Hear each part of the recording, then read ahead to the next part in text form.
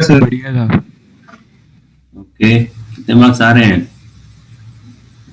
Sir result नहीं आया अभी। ओके, मेंस वाला आ गया होगा ना शायद? नहीं सर, किसी का भी नहीं। No sir. सर किसी का भी नहीं आया।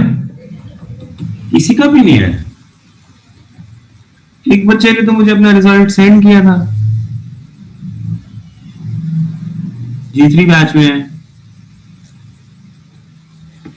आंसर की वगैरह वो सॉल्यूशंस आ गए ना। अच्छा, तो आंसर के आगे सर मैच कर लिया होगा। ये उसका रैंक वगैरह भी वो लिखा हुआ था, रैंक लिखा हुआ था यार। या तो मतलब कोई जो ई प्रज्ञा वाली वेबसाइट है उसमें जाके देखा होगा उसने, ये तो नहीं मुझे पता,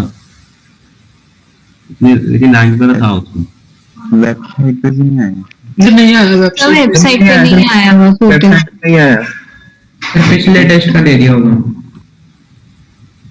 चलो मैं पूछूंगा उससे कि क्या है, उसने कहाँ से देखा, ठीक है ना? शाम वाले बैच का है ना? चलो, तो हम लोग टेस्ट का डिस्कशन कर लेते पहले, है ना? कोई अगर डाउट है तो आप लोगों का, तो मेंस वाले पेपर में बताइए बेटा। मेंस वाले में फर्स्ट क्वेश्चन में डाउट, ये सिंपल वाली फंक्शनल इक्वेशन है।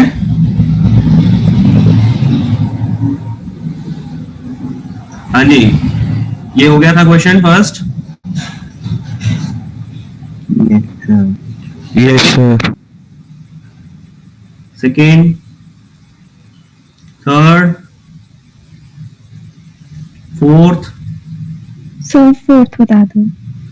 फोर्थ बेटा है ये जो फंक्शन आपको एफ एक्स दिया है ना, अगर आप इसको सिंप्लीफाई करोगे तो ये कांस्टेंट फंक्शन बन के आ जाएगा। एक्स दिखने से तो लग रहा है एक एक्स में लिखा हुआ फंक्शन, लेकिन एक्चुअल में वो सब एक्स खत्म हो जाएंगे, तो फाइनली ये कांस्टेंट फंक्शन बन जाएगा। सॉल्व करने का तरीका,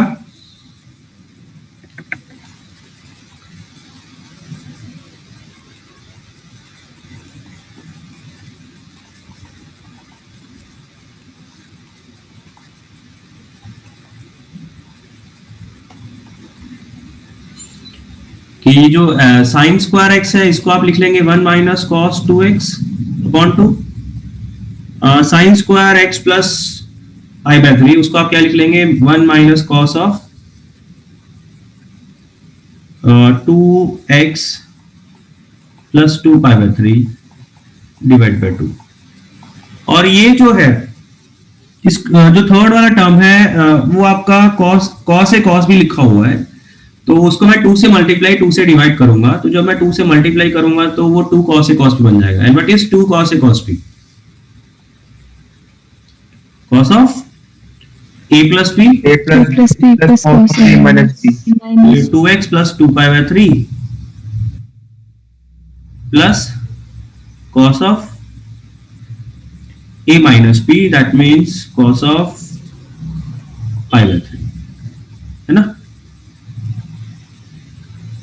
सही लिखा है? नहीं, ये 2 पाई बाय 3 नहीं है, ठीक? कितना क्लियर है? अब यहाँ पे जो 2 है ये तो सब में कॉमन आ ही रहा है, एलसीएम बन रहा है, जो कांस्टेंट्स है वो सीधे सीधे ऐड अप हो जाएंगे, तो हाफ प्लस हाफ है तो उसको मैं तो अलग ही कर लेता हूँ, बाकी जो टर्म्स है वो आपके क्या आ जाएंगे। अच्छा, इसमें ये जो cos पाई बाय 3 है, सॉरी ये cos पाई बाय 3 की वैल्यू भी हाफ होती है, तो अल्टीमेटली ये भी 3/2 बन जाएगा, राइट? बाकी रह जाएंगे माइनस cos 2x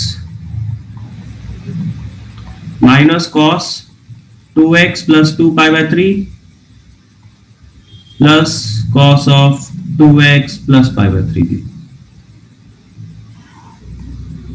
इन तीनों का सम बेटा 0 आ जाएगा। देखिए, आप हमेशा क्या याद रखो, cos of theta plus cos of theta plus pi by 3, नहीं सॉरी 2 पाई बाय 3 प्लस cos of theta plus 4 pi by 3, ये 0 होता है। ये 0 होता है। Similarly sine theta plus sine of theta plus 2π/3 plus sine of theta plus 4π/3, ये भी 0 होता है। ये आप याद रखिए। Okay, okay sir. मतलब हम लोग ये ट्रिग्नोमेट्री में पढ़ेंगे। अभी तो जैसे फंक्शंस का था तो उसमें हम लोग ट्रिग्नोमेट्री के फॉर्मूले तो हमने नहीं देखे हैं, लेकिन ये रिजल्ट्स जरूर आते हैं ट्रिग्नोमेट्री में। और प्रूव करने का तरीका, तीनों के ऊपर cos of a plus p का फॉर्मूला लगा लीजिए। Okay, yes sir. ये भी जो बन के आया है ना cos 2x, इस पे cos of a plus b का फॉर्मूला लगा लीजिए, इसके ऊपर भी cos of a plus b का फॉर्मूला लगा लीजिए। सारे के सारे टर्म्स एक दूसरे को कैंसिल आउट कर देंगे। तो अल्टीमेटली बेटा ये जो फंक्शन है ना f ऑफ x, ये कांस्टेंट फंक्शन बन के आ जाएगा विच इज 3/2। तो fx तो हमेशा 3/2 आंसर ही देगा। ओके,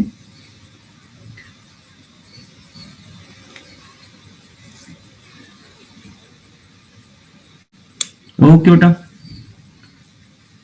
सर ये ऐसे भी तो सोच सकते थे ना कि g ऑफ 5/4 की ही वैल्यू पता है और सारे ऑप्शंस में कांस्टेंट वैल्यूज हैं, तो वही आना चाहिए।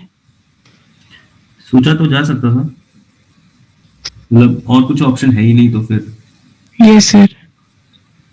बट क्या पता सॉल्विंग से कुछ कुछ बन रहा हो, तो वो तो एक माइंड में डाउट रहता ही है। मतलब बेटर तरीका तो यही है इस चीज को रूल आउट करने का ना, कि ये जो फंक्शन है ना, आप इस फंक्शन को याद ही रखो सीधा सीधा।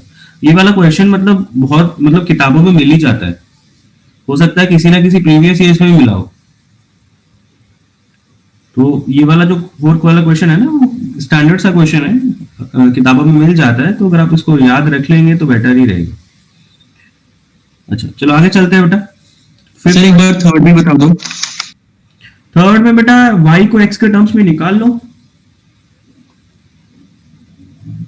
क्या आएगा? 2 की power y is equal to 2 minus 2 की power x। y is log of 2 minus 2 की पावर x बेस 2। डोमेन हो जाएगा? Yes sir.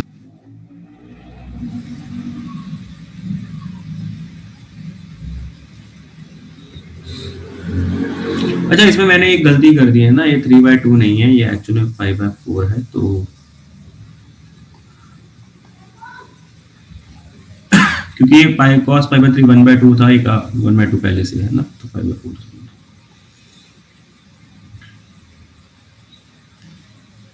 चलिए हाँ जी, क्वेश्चन नंबर 5। ये तो हमने कराई, मतलब आपके आर्काइव में था ही है ना, लिखा होगा आप लोगों ने। क्वेश्चन नंबर 6, 7, 8, 9, 10, 11, 12, 10th 12th में डाउट है जी। नहीं सर 10th। ओके 10th में हाँ जी। ग्राफ बनाना पड़ेगा बेटा आपको, log of mod x with base 0.5, दोनों तरह का ग्राफ बनाओ।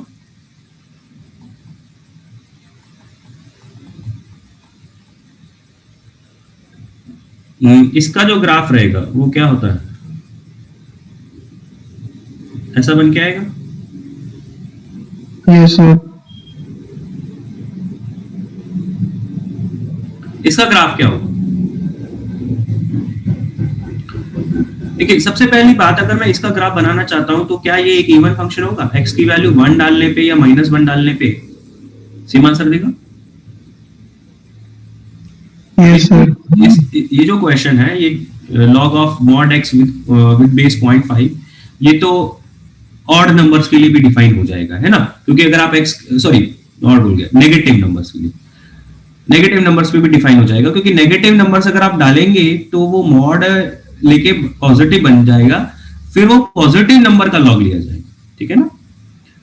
तो सबसे पहली बात ये है कि भाई ये जो ग्राफ होगा ये एक इवन फंक्शन होगा, x की वैल्यू 1 और -1 डालने पे सेम आंसर देगा और डिफाइन भी हो रहा है, ठीक है।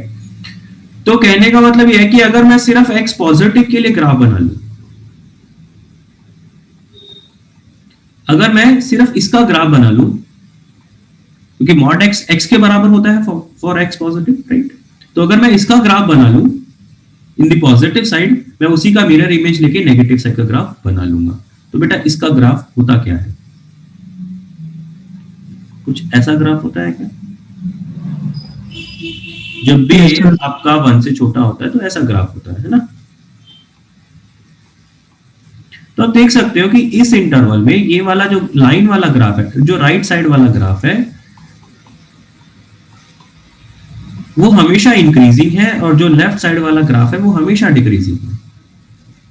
तो मतलब, और थोड़ा सा जजमेंट ये लग रहा है कि भाई बड़े इजीली कि भी एक पॉइंट पे इंटरसेक्ट करेगा। तो यहां पे आपको कोई कंफ्यूजन नहीं है कि ये जो ग्राफ रहेगा वो एक से ज्यादा पॉइंट पे कट कर सकते कि नहीं कर सकते, कोई कंफ्यूजन ही नहीं, क्योंकि एक ग्राफ हमेशा इंक्रीज करेगा, एक ग्राफ हमेशा डिक्रीज करेगा।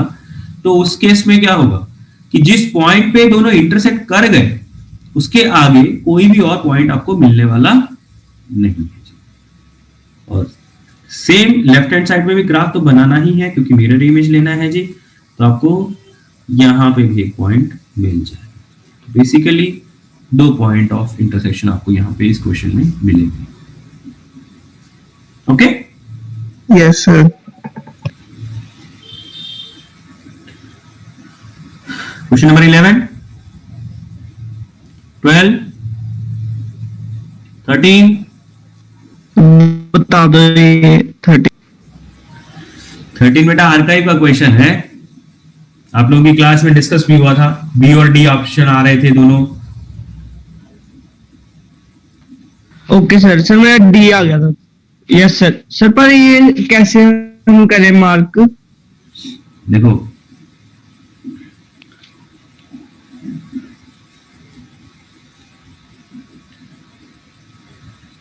ये जो लेफ्ट हैंड साइड है उसकी वैल्यू हमेशा -π/2 से लेके π/2 के बीच में होगी। तो जब साइन इनवर्स x के आउटपुट हमेशा -π/2 से π/2 के बीच में रहने हैं, तो इसका मतलब मैं ये बोल सकता हूं कि जो 2 साइन इनवर्स a है उसे हमेशा -π/2 से π/2 के बीच में होना पड़ेगा, ताकि ये इक्वालिटी होल्ड रहे। Okay sir. अब 2 से डिवाइड कर देगा,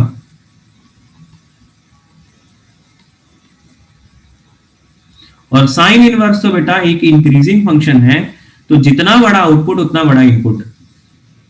तो अगर मैं आप तीनों तरफ साइन ऑपरेट करा दूं, तीनों तरफ साइन ऑपरेट करा दूं, तो इनइक्वालिटी सेम रहेगी। इंक्रीजिंग होता है तो इनइक्वालिटी सेम रहता है, डिक्रीजिंग होता है तो इनइक्वालिटी रिवर्स करा देते हो। क्या ये बात समझ में आ रही है कि अगर m n से बड़ा है तो इसका मतलब क्या, साइन इनवर्स m क्या होगा, साइन इनवर्स n से ज्यादा रहेगा। Yes sir. जो मैं इसको ऐसा बोल दूंगा ना कि भाई इनइक्वालिटी का जो साइन है वो सेम रह जा रहा है। और यहीं पे अगर ये डिक्रीजिंग फंक्शन होता, अगर ये डिक्रीजिंग होता तो मैं क्या बोलता, अगर होता तो मैं ऐसा लिखता, तो मैं ये क्या बोलता कि भाई इनइक्वालिटी रिवर्स हो गई है ना। Yes sir. तो उसी चीज को मैं यहाँ पे अप्लाई करूंगा कि साइन इनवर्स एक्स एक इंक्रीजिंग फंक्शन है, तो तीनों तरफ साइन ऑपरेट करा दीजिए। तो sine of π/4 in fact minus sine π/4 -1/√2 आ जाएगा। और ये sine of sine inverse a, ये तो क्या होगा, ए होगा ना, उसकी जरूरत ही नहीं है, प्रॉपर्टी नंबर 2। और ये साइन π/4 विच इज 1/√2। ठीक है। Yes sir.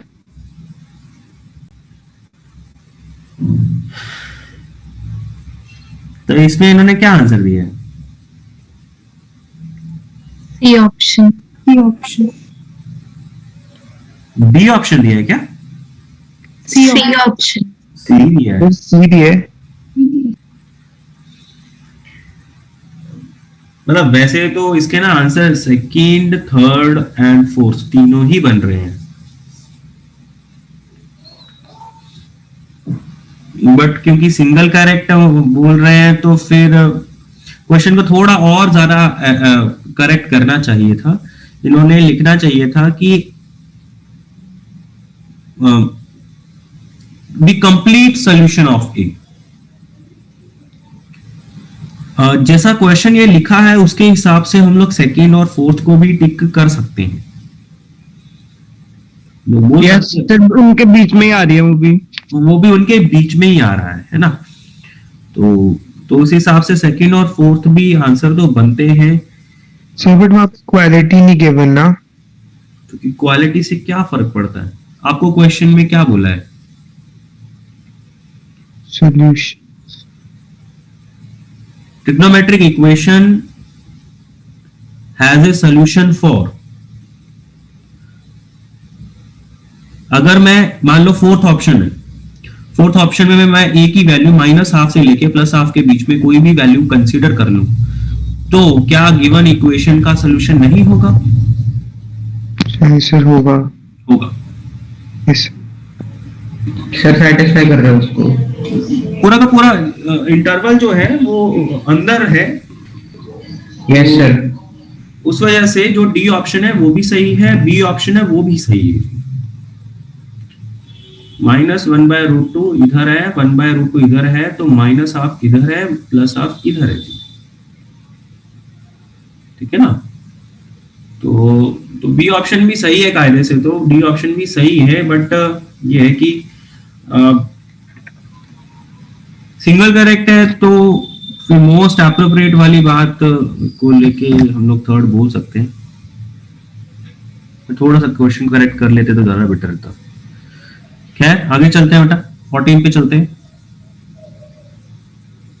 14 sir doubt 14। इसकी डोमेन क्या है? रेंज को छोड़, पहले डोमेन बता।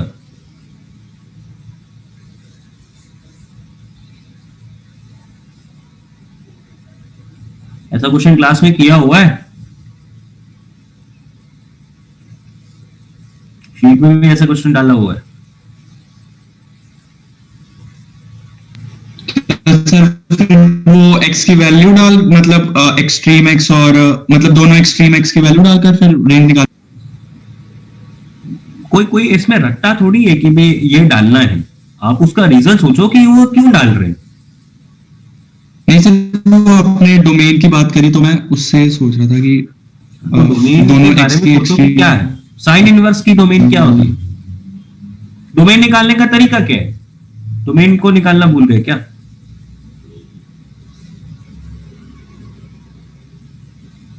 डोमेन क्या है? सर याद है।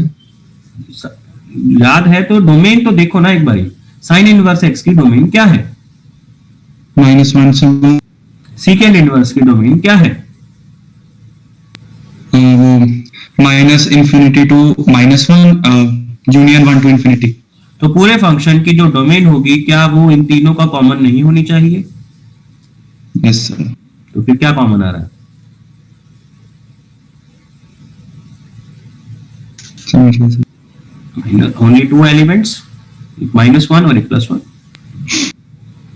तो पूरे क्वेश्चन की जो डोमेन है उसमें सिर्फ 2 ही एलिमेंट है, -1 एंड +1। तो दोनों इनपुट्स के ऊपर अपने अपने आउटपुट निकाल लो, तो जो आंसर आ रहे हैं वही रेंज रिप्रेजेंट करेंगे। ठीक है? यस। हाँ जी। 15 16 17 18 19 20 21 22 23 24 25। कंप्लीट है paper? Yes sir. Yes sir. तो कितने मार्क्स बन रहे हैं? आप लोगों ने आंसर की के साथ है ना कंपेयर कर लिया होगा। सर अभी रिस्पॉन्स शीट नहीं आई। सर अभी किया नहीं सर मैंने। अच्छा, तो वैसे तो आपको आइडिया तो होगा ही, मतलब इतना तो याद तो रहता ही है वैसे तो। अगर किया है तो ठीक है।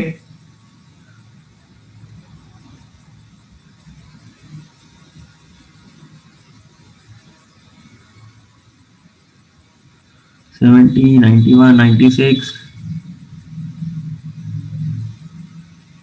85। देखिए क्वेश्चन में अगर देखा जाए तो थोड़ा सा एक फर्स्ट में हल्का फुल्का हो सकता है, कोई पजल हो जाए। बाकी जो फोर्थ में थोड़ा बहुत पजलिंग हो सकता है।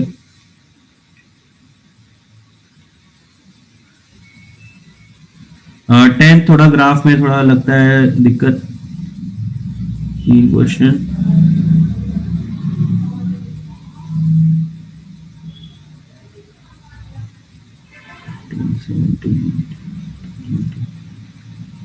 ये आगे के ठीक ही हैं, सिंपल से हैं मेरे हिसाब से। इसमें जो है मतलब 70 प्लस मार्क्स आ सकते हैं। 70 प्लस मतलब डिपेंडिंग अपॉन आप लोगों ने कितना टाइम दिया है, 70 प्लस आ सकते हैं। कितने लोगों के आ रहे हैं 70 plus?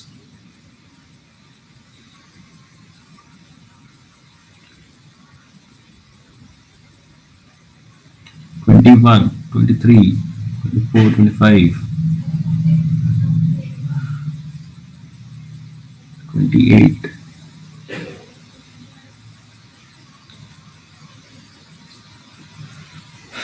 34. Okay, good. Ganesh test क्यों नहीं दिया?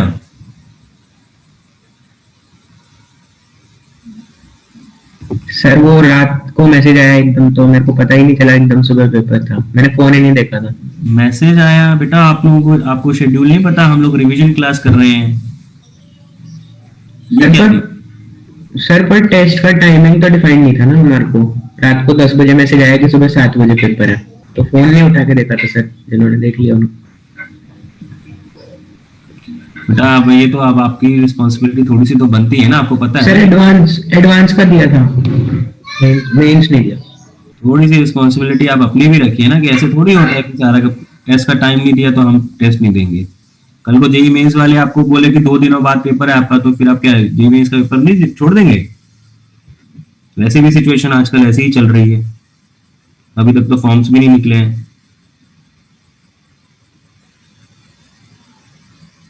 चलिए सेकेंड पेपर डिस्कस करते हैं बेटा, एडवांस का पेपर।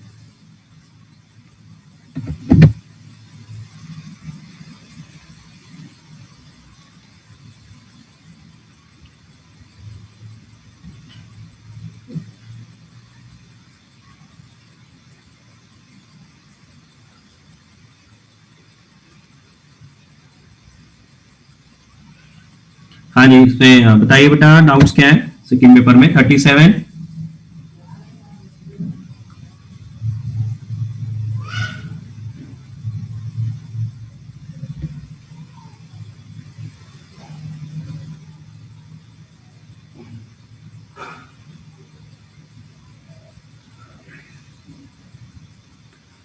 38, 39,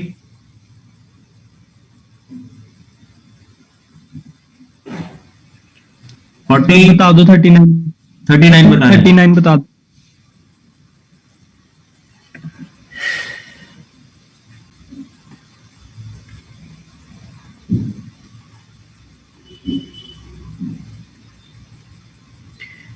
देखिए 39 में आपको बोला है कि जो साइन ऑफ सम एंगल, मतलब उस एंगल की वैल्यू आपको पता नहीं है, वो आपने कैलकुलेट ही करनी है। तो एक एंगल है और उसका साइन वैल्यू 0 आ रहा है, तो ऐसा कब होता है? ऐसा वैल्यू कब होता है? सर 0 और पाई का वो हो सर, मल्टीपल एन पाई एन पाई बोल देना बेटा। ओके सर, ठीक है ना। तो हम लोग क्या बोलेंगे कि 2 cos inverse cot of 2 tan inverse x, ये क्या होना चाहिए? ये n पाई होना चाहिए।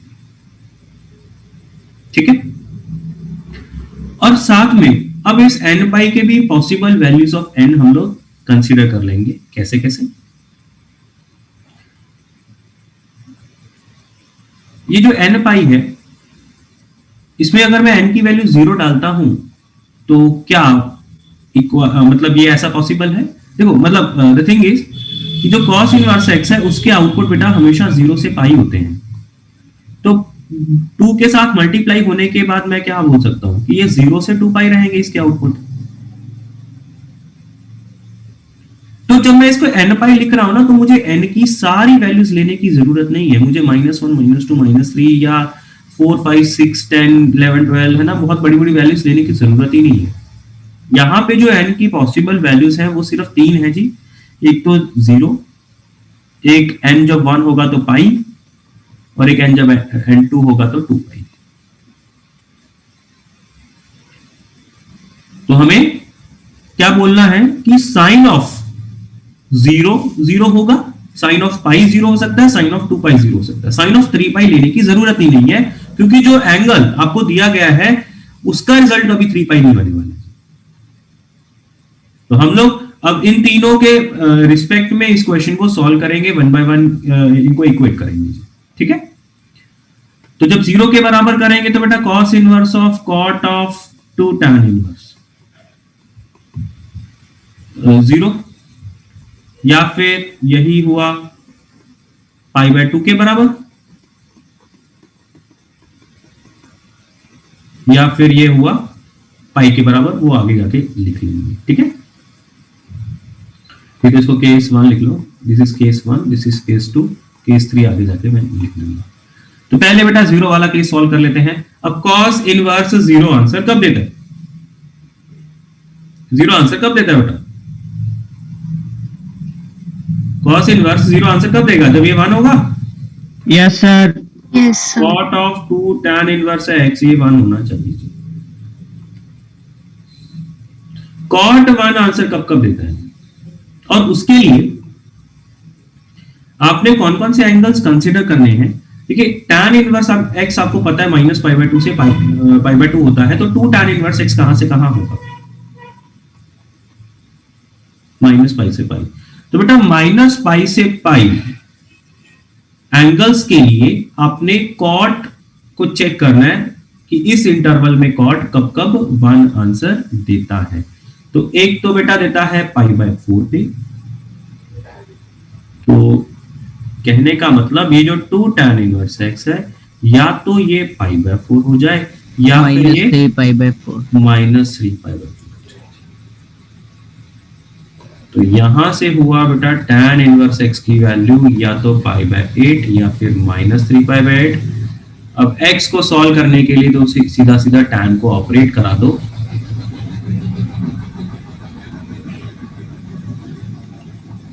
और tan पाई बाय 8 मतलब 22.5 डिग्री, ये वैल्यूज आप कैलकुलेट कर लेंगे। ठीक है, ओके। Yes sir. तो ये रहा बेटा केस 1। अब केस 2, जब इसे पाई बाय 2 होना है तो cos inverse pi by 2 answer कब देता है? जब ये cot ऑफ 2 tan इनवर्स क्या होगा? 0। Yes sir. अब सेम बात यहाँ पे हम लोग करेंगे कि भी 2 tan inverse x minus pi से पाई होना है, तो इस इंटरवल में cot 0 आंसर कब, मतलब 0 आंसर कब कब देता है? कि जब ये पाई बाय 2 होगा या फिर माइनस पाई बाय 2।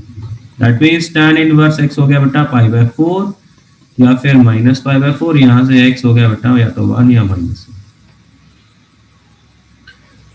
तो यहां से 2 आंसर आ गए x के, यहां से 2 आंसर आ गए। और जब आप थर्ड केस लेंगे, केस नंबर 3, कौन सा केस? पाई वाला 2 पाई के इक्वल कर देंगे। 2 पाई के इक्वल करके दैट मींस वो पाई के बराबर हो जाएगा, है ना? Yes sir. cos inverse of, इसको बेटा सॉल्व कर लेना अब। ठीक है यस सर। और इसके भी जो आंसर्स आएंगे ना वो आएंगे, मैं आपको आंसर जरूर लिख देता हूँ, -tan π/8 एंड tan 3π/8। तो जो गिवन इक्वेशन है ना उसके टोटल बेटा 6 आंसर आएंगे, ये दो और ये दो। अब आपने ये देखना है कि भाई कौन कौन से आंसर्स ऑप्शन में मैच कर रहे हैं, कौन कौन से नहीं कर रहे हैं।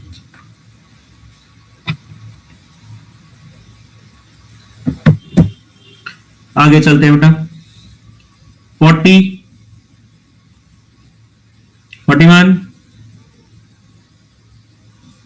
42, सर इसमें सी ऑप्शन होना चाहिए सर। 42 होना चाहिए। 42 में बोल रहे हो ना? हाँ जी sir. Yes sir. Yes sir. G is not 1 on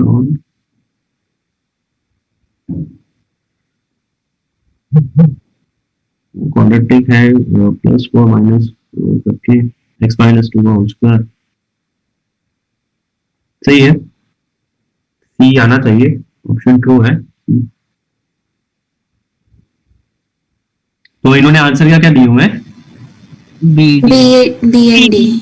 B and D दिया है, तो कायदे से आंसर बी सी डी होना चाहिए, है ना? Yes sir. ओके, चलो मैं साइड में नोट कर लेता हूँ। ठीक है। 43 डाउट है सर। sin π/x।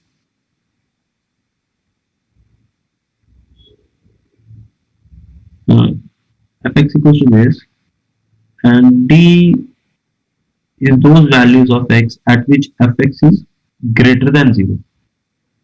ठीक है, d का मतलब समझिए, d का मतलब है कि इसमें इस सेट में वो वाले x की वैल्यूज आएंगी जिसपे fx पॉजिटिव आंसर देगा। तो बस आप ऑप्शन वाइज लेके चल लो। पहला ऑप्शन, ये ऑप्शन देखो, आप x की वैल्यू 1/3 अगर डाल देते हो तो साइन ऑफ वो क्या बन जाएगा, 3 पाई, तो 0 आएगा। 3/0 होता है। Yes sir.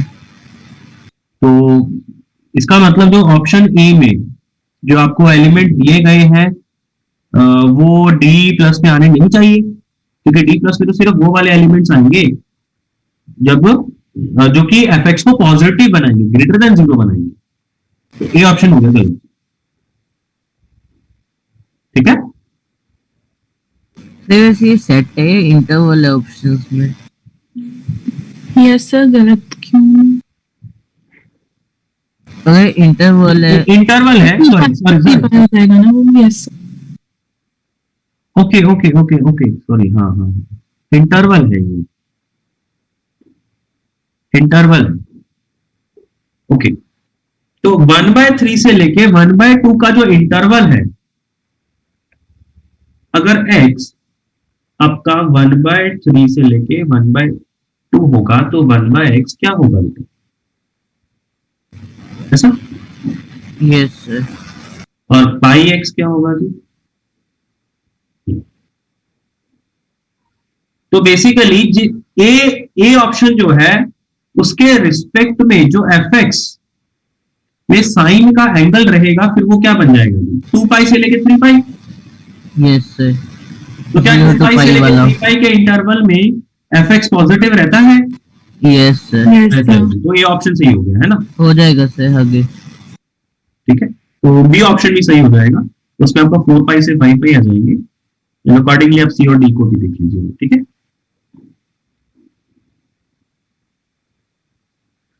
Forty 45 sir 44 doubt है। 44 में बेटा सबसे पहले दोनों को 1 डाल दो, नॉर्मल फंक्शन। 3 और 1 डालेंगे उससे f(1) आ जाएगा, और एक बार 0 डाल देंगे f(0) आ जाएगा। एक फंक्शन एज्यूम बन जाएगा x² + 1। 3 और 1 डाल दो, है ना, क्योंकि f(3) की वैल्यू गिवन है। सही बात है, दोनों को 1 डालने की बजाय f(3) की वैल्यू दिया है तो x को 3 डाल देते हैं, y को 1 डाल देते हैं, है ना। तो लेफ्ट हैंड साइड क्या होगा, f(3) × f(1) goes to f(3) + f(1) + f(3). -2। तो यहां से आपको f(3) की वैल्यू दी है तो f(1) की वैल्यू निकल जाएगी। f(3) की वैल्यू क्या है बेटा? 10 दी है। 2 आ जाएगी सर वैल्यू f(1) की। f(1) की वैल्यू बेटा 2 आ गई। Yes sir. ठीक। अब आप क्या करो, एक बार 0 डाल लेंगे। x y को ना 1/x पुट करो, तो ये क्या बना?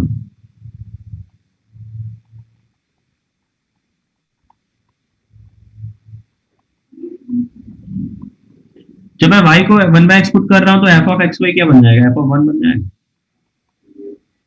ये फंक्शन इक्वेशन बन गई। अब f(1) क्योंकि 2 है तो ये 0 हो गया। Yes sir. Yes sir. ये क्या लिखा हुआ है? फंक्शनल इक्वेशन 1 + x की पावर n। ठीक है सर, थैंक यू सर, होगा। 45, 46, 47, 47 डाउट।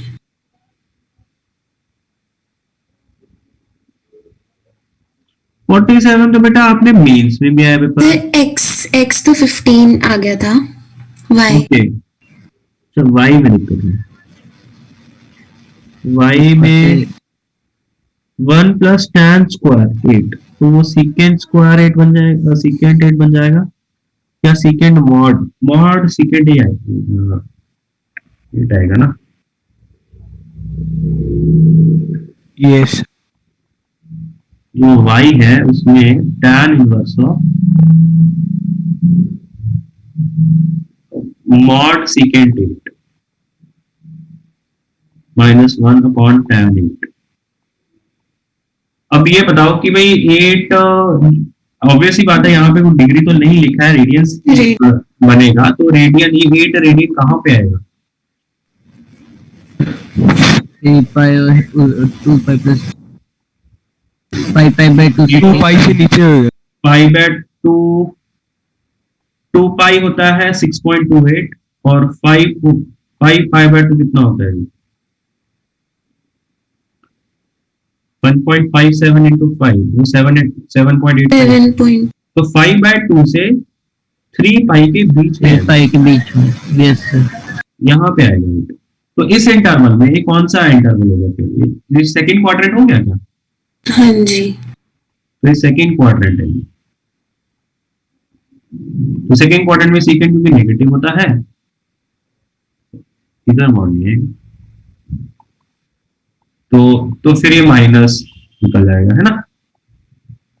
Yes sir. तो क्या यहाँ पे गलती करें? हाँ जी सर, ये मैंने देखा नहीं। अब आगे कर लेंगे। Yes sir. ओके, 48। हाँ जी, आगे चलते हैं। ये जो कॉलम वाले क्वेश्चंस है ना, 3-3 वाले, ये आप लोग शायद पहली बार एक्सपीरियंस कर रहे होगे, बट कहीं ना कहीं आपने हो सकता है देखा हो, क्योंकि 1-2 साल पहले आए हुए हैं ये 3-3 कॉलम्स के जो मैचिंग थे। तो क्या 49, 50, 51 इन तीनों में कोई डाउट है?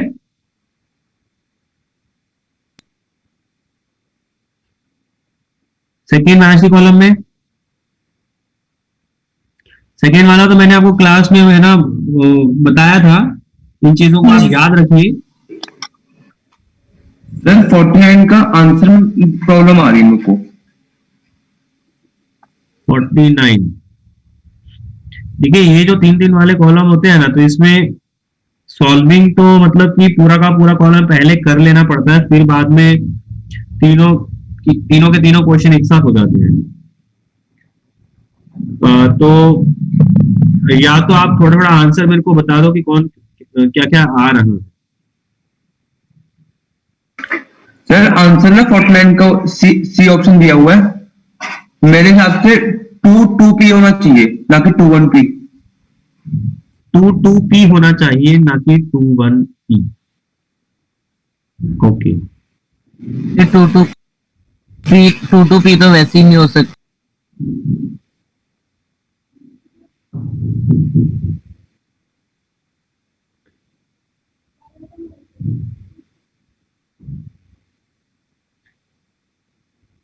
क्योंकि एफ ऑफ एक्स तो डिक्रीज से है ना -1 to 0 में, π/2 से π/2 जा है वैल्यू फंक्शन की।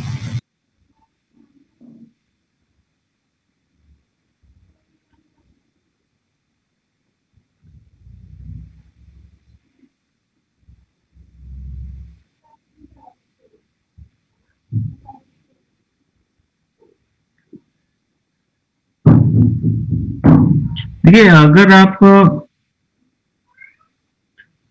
अच्छा पहले तो ये बताओ कि भी 0 से 1 इंटरवल में एफ एक्स क्या आया है और -1 से 0 इंटरवल में एफ एक्स क्या है। कॉलम 1 में क्या क्या सही है। कॉलम 1 में 1 and 3 सही है। कॉलम 1 में 1 and 3 सही है जी। तो फिर तो कॉलम 1 का जो सेकंड ऑप्शन है वो तो फिर किसी भी हिसाब से आप कंसीडर ही नहीं करोगे ना। सर मैं यस सर, दोबारा देख लूंगा, मेरा 2 आ रहा था कॉलम 1 में ना, सही दोबारा चेक कर लूंगा एक बार। ओके, देखिए इसमें मतलब ये है कि अभी आप 2 कॉलम 1 का अगर आप 2 लेके चलते हो फिर तो बेटा वन कॉलम 2 का फर्स्ट और सेकंड उसका तो कोई लिंक नहीं है ना। कॉलम 1 का सेकंड पार्ट ये कहता है कि एफ एक्स 2 साइन इनवर्स -π/2 तब होगा जब x 0 से 1 होगा। और फिर कॉलम 2 के फर्स्ट और सेकंड पार्ट में बोला गया है कि भी -1 से 0 में एफ एक्स के इंक्रीजिंग डिक्रीजिंग के बारे में बात करो। तो जिस इंटरवल में वो फंक्शन वैसा है ही नहीं तो फिर आप उनके इंक्रीजिंग डिक्रीजिंग में बात क्यों करेंगे। सर मैंने पहले ये सोचा था, लेकिन फिर मेरे को लगा कि इन्होंने दोबारा इंटरवल डिफाइन कर दिया हो, मतलब ये फंक्शन उठा के कि नया इंटरवल की -1 से +1 के बीच बताना है हमें। सर इसका आंसर सी दिया हुआ है। इसका आंसर सी दिया हुआ, 2 1 p दिया हुआ। यस ये तो हो सकता है, फिर 1 ऑप्शन तो गए हैं हम किसी ने।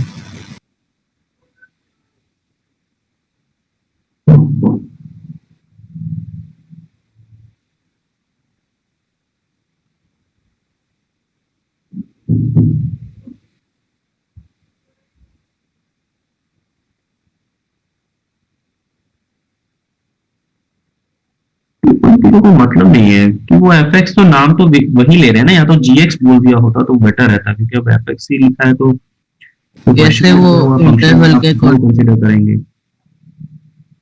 अलग से डिफाइन तो नहीं करना चाहिए। क्या इसी ऑप्शन के अलावा और कोई मैच भी नहीं कर रहा। 1 1 का तो कोई मीनिंग नहीं है। 3 3 3 3 इसका फिर से अलग इंटरवल 2 1 से अलग इंटरवल 4 4। नहीं सर, ये कॉलम 2 बिल्कुल अलग है, कॉलम 1 अलग है। कॉलम 1 का है इस इंटरवल के लिए एफ एक्स ये होना चाहिए, तो कॉलम 2 कुछ और पूछ है कि इस इंटरवल में एफ एक्स वैसे हमारे डिक्रीज कर है। सही बात है। यस ये इसका मीनिंग सही बन गया। आपस में रिलेटेबल नहीं है ये दोनों, कॉलम 1 आपस में नहीं ये कनेक्टेड है। ठीक, ये बात सही है कि भाई उन्होंने सिर्फ ये बोला कॉलम 1 भी 0 से 1 में एफ एक्स क्या होगा, कॉलम 2 में क्या एफ एक्स इंक्रीजिंग कब है डिक्रीजिंग कब है, उसका इसके साथ कोई लिंक ना हो। ये बात जैसी है। अरे अब ये बात सबको समझ में आ रही होगी है ना, कि आप कॉलम 1 को कॉलम 2 के साथ रिलेट नहीं करेंगे, आप सिर्फ कॉलम 2 का ये देखेंगे कि कौन सी चीज सही है, एफ एक्स इंक्रीजिंग कब है डिक्रीजिंग कब। ओके, और फिर चारों ऑप्शन में कौन सी, मतलब किस ऑप्शन में तीनों के तीनों पार्ट सही है, नहीं देखते। ये एक जस्टिफाइड सेंस बनता है इस क्वेश्चन। ध्रुव क्लियर है? Yes sir.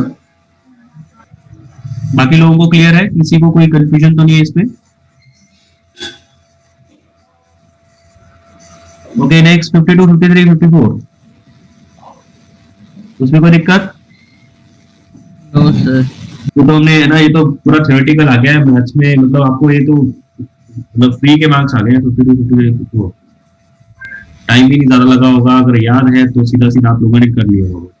सर वो कॉलम वाले हैं ना, इनमें समझने में टाइम लग गया कि क्या होते हैं क्वेश्चन, ऊपर वाले और नीचे वाले। याद तो नहीं था लेकिन रिलेट हो गया आराम से बड़ी। ओके वो कंफ्यूजन सी हो रही थी सर, कॉलम मतलब क्या पूछना चाह रहा था।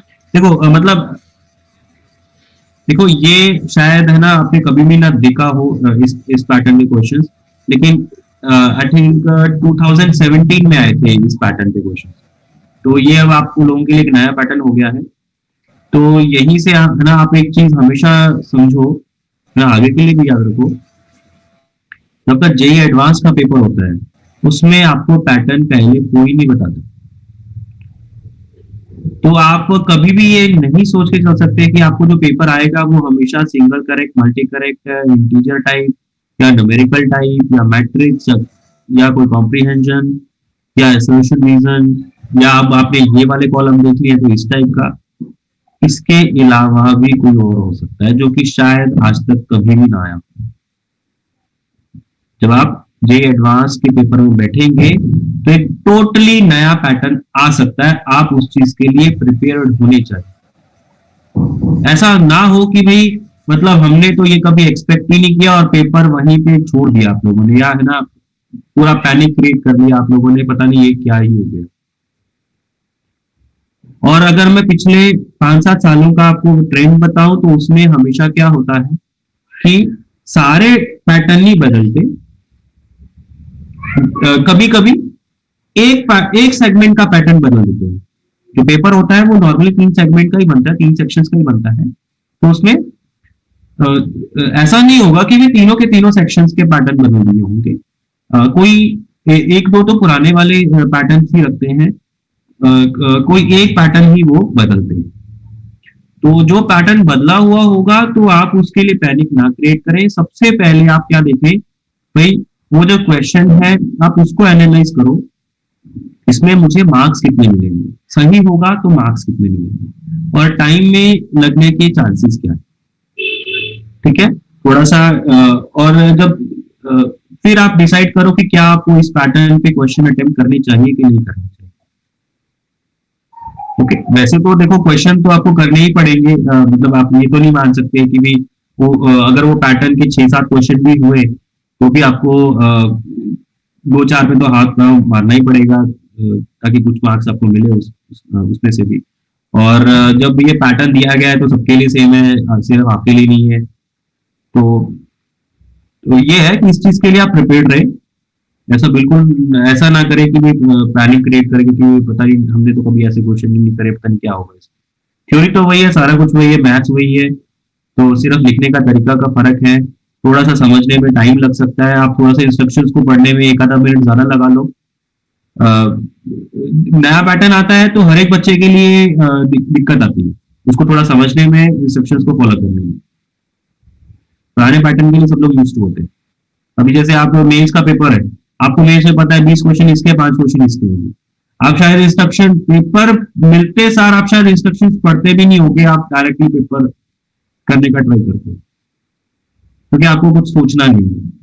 लेकिन जो जो जो पेपर ऐसा होता है जिसमें आपको है ना अलग अलग जगह पे कुछ अलग अलग पैटर्न बन जाते हैं, जैसे एडवांस के पेपर में है ना कई बार कुछ और आ जाता है, कई बार कुछ और आ जाता है, तो उसमें आपको इंस्ट्रक्शंस थोड़े बहुत पढ़ने पड़ते हैं। तो ये है, पुराना पैटर्न पे हमेशा है ना हम लोग यूज्ड रहते हैं तो सोचना नहीं पड़ता। लेकिन नए पैटर्न में आपको इंस्ट्रक्शंस ध्यान से पढ़नी चाहिए और पढ़नी पड़ेंगी, और एडवांस के पेपर में ऐसा कभी भी हो सकता है।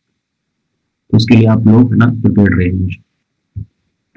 चलिए, तो ये वाला पेपर भी मतलब ठीक है। सर आप 47th को आगे सॉल्व कर सकते हो वाई वाले को। सर मैंने ना सेकंड डेट को मतलब वैसे मेथड तो बोला था, पॉजिटिव लिया था तो मेरा आ रहा था tan इनवर्स tan 4, और सर फिर मैंने इसको 4 ही एज्यूम कर लिया सर। हालांकि मेरे को पता है इस मेथड में 2-3 गलतियां हो गई हैं।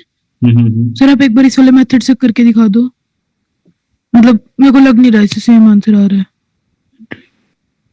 ओके, माइनस तो बाहर ही ले जाएंगे, माइनस बाहर ले लेंगे है ना, तो माइनस तो बाहर ले लेते हैं।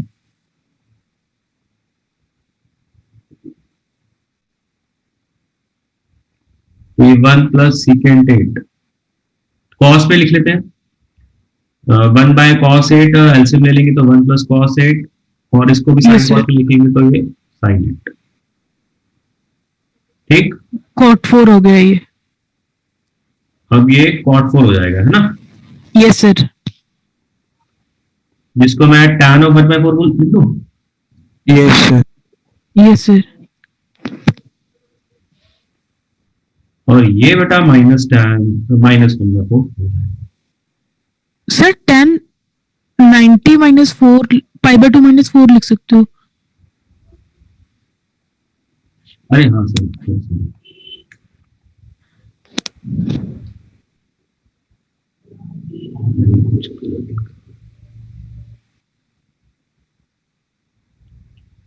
cot ऑफ cot इनवर्स नहीं है ना, इनवर्स हम कुछ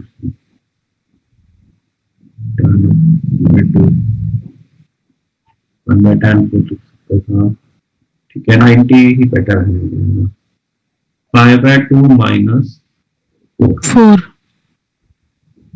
अब सर इसको चेक करना पड़ेगा ग्राफ में। हाँ, इसको अब आपको चेक करना पड़ेगा कि कौन से इंटरवल में है। तो आप ये देखो कि भाई सॉरी ये tan इनवर्स नहीं होगा, ये 1.57 है और ये -4 है, तो ये नेट -2.3 के आसपास है। Okay, yes sir. tan inverse of tan theta का ग्राफ देखो तो वो ऐसा होता है, इसमें ये -π/2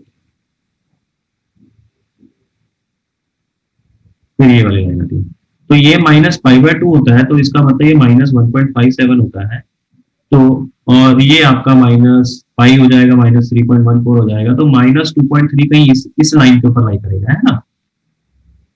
तो इस लाइन की इस लाइन की इक्वेशन क्या है, स्लोप तो 1 है, Theta y सर वो जो plus पाई रहेगा, pi रहेगा, pi रहेगा। सर वो जो आपने -3.14 लिखा है सर वो सेंटर वाला पॉइंट होएगा। ये वाला है अच्छा सर। हाँ हाँ ठीक है ठीक है।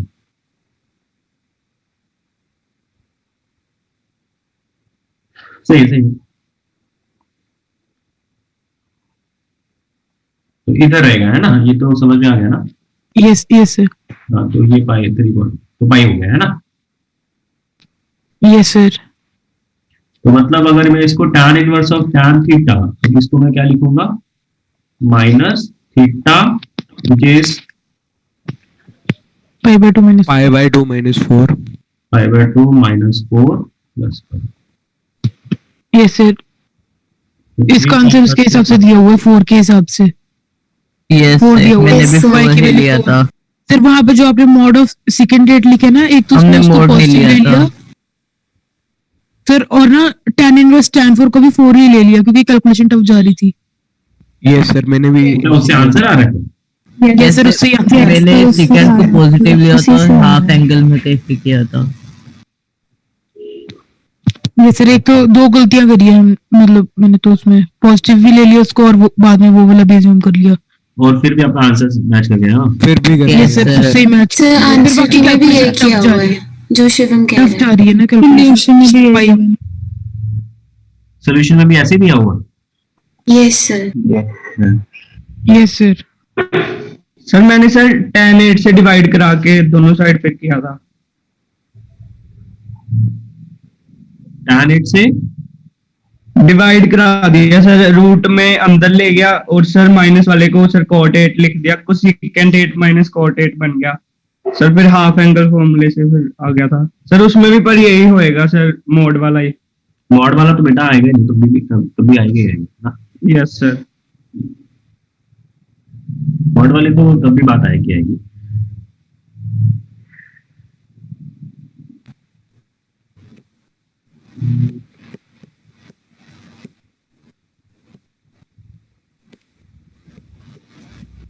इसको जब फिर बोनस ही बनेगा तो क्या बनेगा। सर वैसे वो मेथड तो गलत ही है ना, tan इनवर्स tan 4 को भी 4 लिखना और वो मॉड को भी पॉजिटिव लेना। तो फिर इसमें अगर मतलब हम लोग फाइनल आंसर लिखना चाहें तो एक मिनट लिख लेते हैं कि भाई x की वैल्यू क्या आ रही थी, 13 आ रही है। एक्स की वैल्यू 15 आ रही थी सर, वो 15 आ रही थी। 15 की 15 आए हाँ जो y की 15 आएगी, 1 1 वो एक्स्ट्रा ऐड हो जाएंगे, ठीक है ठीक है। 15 का क्यूब होता है 3375 है ना। यस लैम्डा 5 आया था। ये तो अब उसको छोड़ देते हैं, अभी हम लोग इसको करेक्ट आंसर को देखते हैं। तो 15 into 15 square plus 4 into Y square, तो इसके अगर नेट वैल्यू देखा जाए तो कितना आएगा बेटा? 4 माइनस हाफ के करीब आ जाएगी। 3/2 इंटू 3 पॉइंट, ऐसा करते हैं 22/7 ले लेते हैं, है ना, क्या रहेगा शायद ज्यादा, -5/7 आ गया ना, -5/7 राइट। तो ये -5/7 का स्क्वायर, यह आया आपका 3375, यह आया आपका 100/49। तो 3375 प्लस 2 पॉइंट समथिंग, 2.0 कितना होगा, 2 आ जाएगा तो 200 आ जाएगा तो 4 आ जाएगा, तो 2.04 तक रहेगा जी। फिर 4 अगर आ जाएगा तो हाँ फिर से ठीक है, ये ऑलमोस्ट आंसर आएगा। ओके, तो 3377.04। अब आप इसकी ओवरऑल वैल्यू ये है, तो इसमें से 3434 ये सब्ट्रैक्ट कर देना है, तो फाइनल आंसर क्या है, कितना आएगा? आएगा 54 और ये आ जाएगा आपका 56 -56.96, ये आंसर आएगा आपका।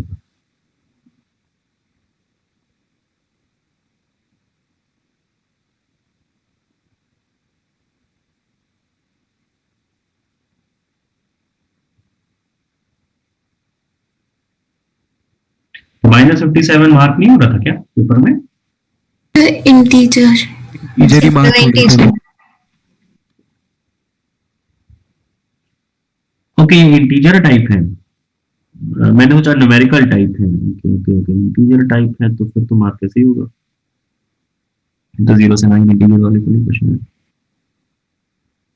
बोनस होना चाहिए। चलिए इसको बोनस करा देंगे, ठीक है।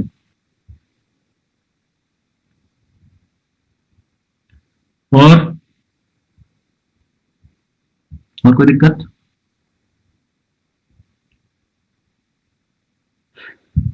तो इसमें आप लोगों का कितने मार्क्स बन रहे हैं? ये इसमें पेपर तो है ना थोड़ा सा कैलकुलेशन ही है, कई कई क्वेश्चंस में 39 थोड़ा सा टफ है। बाकी जो फर्स्ट वाला सेगमेंट है मल्टी मल्टी करेक्ट वाला है, वो सारे क्वेश्चन ठीक ही है। इंटीजर वाले में 44 थोड़ा सा फंक्शनल इक्वेशन देखने में है ना सबको टफ लगता है, तो वो एक थोड़ा कर सकते हो, बाकी तो सब 4 ठीक ही है। इसमें भी थोड़ा सा पैटर्न की वजह से टाइम ज़्यादा लग गया होगा, क्वेश्चन तो ये नहीं है। कितने मार्क्स है पेपर है? 61। 61 में कितने नंबर आने चाहिए?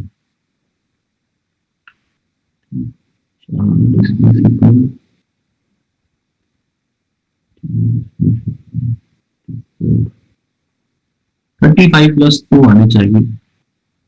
35 प्लस आए हैं, तो मैं पैटर्न को कंसीडर करके चल रहा हूँ, पैटर्न में टाइम लग रहा होगा फॉलो होने में। चलो क्या आ रहे हैं 35 प्लस?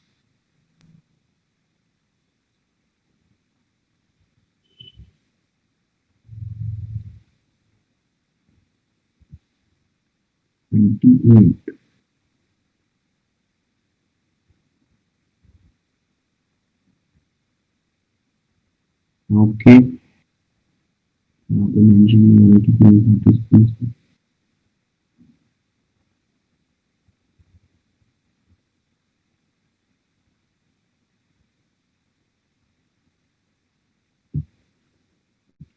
ओके बेटा, चलो फंक्शन फंक्शंस का अब हमारी तैयारी हो गई है, अब हमें आगे नेक्स्ट चैप्टर के लिए स्टार्ट कर लेना चाहिए। तो इस वीक के आपके टॉपिक्स हैं, है ना।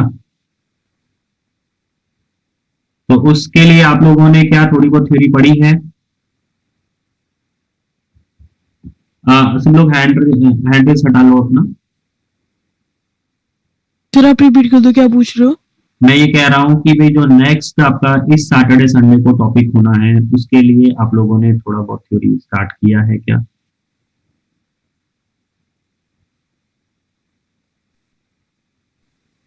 मैं थोड़ी पढ़ी नहीं है लेकिन याद है उसमें, तो मतलब याद है सर, आप क्वेश्चंस के थ्रू वो करवा दो रिवाइज। Yes sir. ओके, एक काम करते हैं, क्वेश्चंस करना है क्या? तो ठीक है, क्वेश्चंस कर लेते हैं।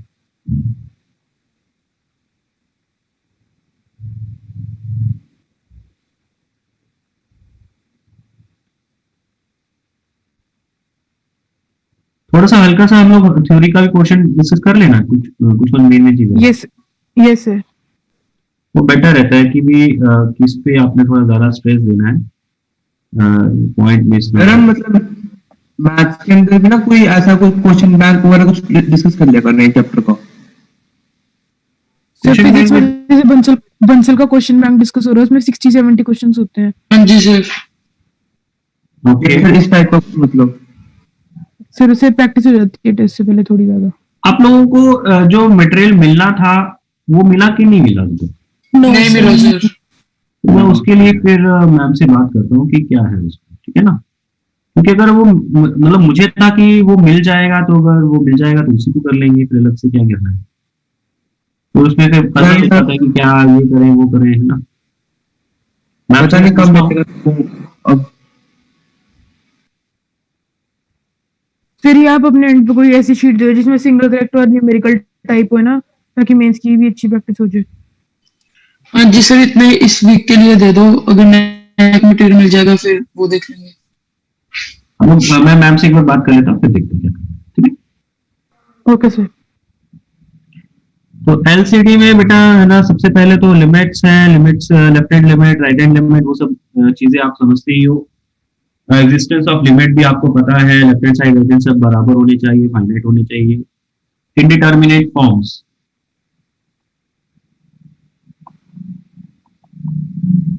इनडिटर्मिनेट फॉर्म्स मैंने पहले भी आप लोगों को समझाया है, मैं अभी फिर से बता रहा हूं कि इनडिटर्मिनेट फॉर्म्स जो हम लोगों ने पढ़ी है, infinite upon infinite, 0/0, infinite minus infinite, या फिर 0 की पावर 0, या फिर इनफाइनाइट की पावर 0, क्या 1 की पावर इनफाइनाइट, और कौन सा रहेगा 0 इंटू इनफाइनाइट। तो ये जो स्टैंडर्ड इनडिटर्मिनेट फॉर्म्स है आप लोगों के सिलेबस की, इन फॉर्म्स का मतलब ये नहीं होता कि ये एग्जैक्ट वैल्यूज। जब मैं इनफाइनाइट अपॉन इनफाइनाइट लिख रहा हूं या 0/0 लिख रहा हूं, तो ये सब टेंडिंग वैल्यूज होती हैं। जब ये टेंडिंग वैल्यूज है तो इनके लिए आप आंसर्स कैलकुलेट करते हैं, आपको इन्हें सॉल्व करना पड़ता है। जब भी आपका इस टाइप इन सातों में से कोई एक फॉर्म क्रिएट होगा, आप क्वेश्चन को डायरेक्टली उसी स्टेप पे आंसर नहीं दे सकते, आपको क्वेश्चन को प्रोसीड करना पड़ेगा। उसकी कैलकुलेशन जो भी हम लोग आगे कंसेप्ट पढ़ते हैं, मेथड पढ़ते हैं, वो लगा के आपको करनी पड़ती है। तो ये 7 फॉर्म्स है जो आपके सिलेबस में है। तो आपका सबसे पहले जब भी एक लिमिट का क्वेश्चन आपके सामने आता है, आपने क्या देखना है, इन सातों में से कोई एक फॉर्म है या नहीं। और ये सातों की सातों फॉर्म्स ये एग्जैक्ट वैल्यूज नहीं है, ये सब टेंडिंग वैल्यूज है। टेंडिंग वैल्यूज कैसे? देखिए जो सेकेंड पार्ट है, अगर ना थोड़ा इनफाइनाइट वाला केस समझना मुश्किल होता है, लेकिन जो सेकेंड है, जैसे 0 वाला केस है, तो इसमें जब 0/0 है, तो अगर ये एग्जैक्टली 0 अपॉन एग्जैक्टली 0 होता तब ये इनडिटर्मिनेट फॉर्म नहीं होता। तब आप इसको अगर एग्जैक्टली 0 अपॉन एग्जैक्टली 0 आएगा, या यूं कहो दोनों में से कोई भी एक एग्जैक्टली हो जाए, तब आपका क्वेश्चन का आंसर उसी स्टेप पे आएगा। जो भी आएगा वो आंसर जो भी आएगा हम लोग उसे आगे सॉल्व नहीं करेंगे, उसी स्टेप पे उसका आंसर दे देंगे। सॉल्व किसे किया जाएगा? जिसमें 0/0 तो हो और वो दोनों के दोनों जीरो क्या हो, टेंडिंग वाले जीरो। सिमिलरली जो 1 की पावर इनफाइनाइट है, जो 1 की पावर इनफाइनाइट वाला केस होता है, ये सबको ऐसे लगता है सर 1 की पावर तो कितनी मर्जी बड़ी ले लो, है ना, हमेशा आंसर क्या होगा, 1 होना चाहिए। तो फिर वो है ना उसमें फिर से पजल हो जाते हैं। सब लोगों को डाउट है मतलब 1 की पावर इनफाइनाइट से क्रिएट होता है। तो मैं उस डाउट को क्लियर कर रहा हूं कि भाई यहाँ पे जो 1 है ये भी 1 कोई एग्जैक्ट 1 नहीं है, ये 1 से जस्ट बड़ा या जस्ट छोटी कोई वैल्यू होगा। तो उनकी लिमिट्स भी आपको सोल्व करनी है, ठीक है। और 1 की पावर 1 बेस अगर 1 से हल्का सा ज्यादा होगा तो पावर इनफाइनाइट होगा। तो मैंने आपको ये भी समझाया है कि कब उसको डायरेक्टली इनफाइनाइट लिखोगे, कब आपको लिमिट सॉल्व करनी पड़ती है, वो आगे जाके हमने डिस्कस किया हुआ है, राइट। तो हम लोग उसको आगे फिर से टेकअप कर लेंगे। तो ये कुछ मेन चीज है कि इनडिटरमिनेट फॉर्म ये जो जितनी भी लिखी हुई है ये आप याद रखें, ठीक। और इनमें ये याद रखें कि सब टेंडिंग वैल्यूज है, ठीक है। जब टेंडिंग वैल्यूज होगा तब आप उन्हें सॉल्व करते हैं। अगर वो एग्जैक्ट यही बन के आ जाए और वो इनमें से कोई एक एग्जैक्ट वैल्यू हो तो फिर आपका आंसर भी इसी स्टेप पे आ जाएगा। आगे चलते हैं। तो इसके कुछ बेसिक क्वेश्चन है वो सबसे पहले हमने किए हुए हैं, उनको आप देख लीजिएगा। Algebra of limits, algebra of limits बहुत इंपॉर्टेंट है जी। हर एक जगह पे अलजेब्रा ऑफ लिमिट्स अप्लाई हो रहा होता है। हम लोग शायद क्वेश्चन सॉल्व भी कर रहे होते हैं लेकिन हम लोग इस चीज को है ना वो लोग कर जाते हैं कि अलजेब्रा ऑफ लिमिट्स है कि नहीं, बट हर जगह पे लग ही रहा होता है। तो उसके लिए इंपॉर्टेंट चीज ये है कि जो भी क्वेश्चन की लिमिट आप निकाल रहे हो आप उनकी ब्रेकिंग चाहे सम में, चाहे प्रोडक्ट में, चाहे सब्ट्रैक्शन में, चाहे डिवीजन में सिर्फ तब करेंगे जब उनकी इंडिविजुअल लिमिट एग्जिस्ट करे, ठीक। और इंडिविजुअल लिमिट एग्जिस्ट करने के साथ साथ में अगर डिवीजन में है तो डिवीजन की लिमिट 0 ना आए, इस तरीके से ब्रेकिंग होगी।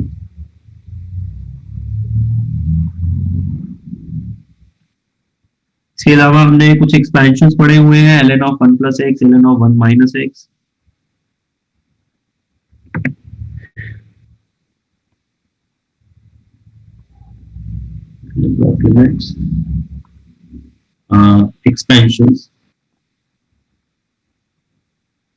एक्सपेंशंस जो भी मैंने आपको पढ़ाए हैं, एक तो ln of 1 + x 1 - x वाला है ना, तो ये दोनों याद रखने ही है। e की पावर x, a की power x sin x cos x tan x, और एक मैंने आपको पढ़ाया हुआ है 1 + x की पावर 1/x। ये वाला जो है ये ज्यादा मतलब आपको एडवांस में ही देखने को मिल सकता है, मेंस पे तो मुझे नहीं लगता कि मतलब ये मिलेगा। तो वैसे याद तो आपने रखना ही है, तो बट ये एडवांस में ज्यादातर चांसेस हैं, ये आप याद रखिए।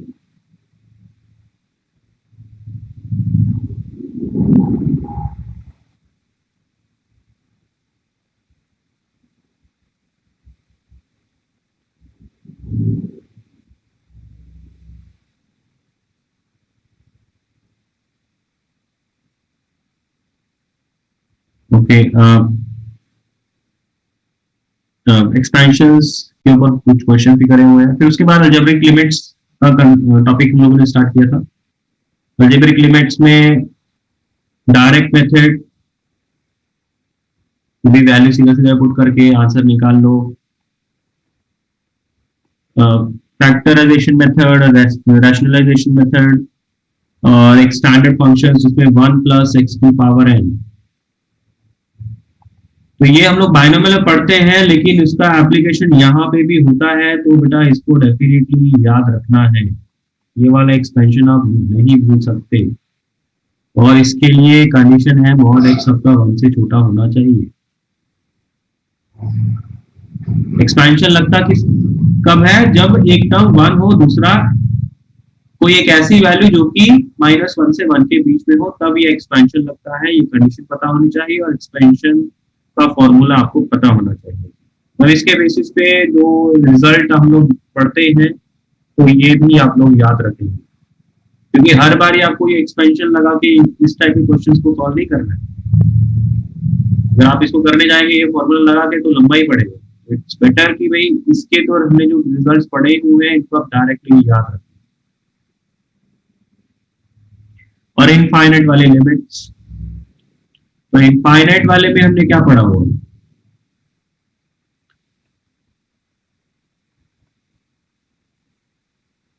याद है सबको? Limits at infinity, polynomial upon polynomial की बात करी है हमने। यस सर करिए। दोनों पॉलिनोमियल है तो अगर इसकी डिग्री ज्यादा होगी ही, अगर f की डिग्री ज्यादा होगी जी, h की डिग्री कोफिशिएंट तो क्या होगा? Does not exist. Does not. इसमें does not इसलिए exist। आंसर जब आपका इनफाइनाइट या माइनस इनफाइनाइट को टच कर रहा होगा तो लिमिट हम लोग बोलेंगे डज नॉट एग्जिस्ट। अगर डिनोमिनेटर की डिग्री ज्यादा है जी जीरो तो जीरो हो जाता है जी, तो जीरो आएगा। और अगर बराबर है तो दो कोफिशिएंट रेशियो की रेशियो का रेशियो, जो भी हाईएस्ट डिग्री का है ना। तो ये तीनों चीजें आप याद रखें।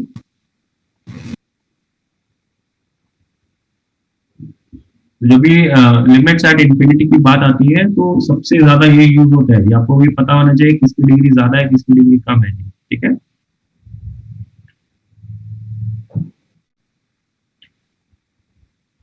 पर देखो मतलब वैसे तो जीरो के लिए तो याद रहता ही है, अलग से लिखने की जरूरत नहीं पड़ती, लेकिन जो भी आप क्वेश्चंस एक्सपेंशंस वगैरह लगा के करते हो, या आगे हमने है ना कुछ ऐसे क्वेश्चंस भी करते हैं कि जिसमें अननोन्स फाइंड आउट करने होते हैं और लिमिट्स आपको दी होती है, तो उसके लिए इन्हीं का उल्टा हो जाता है क्या,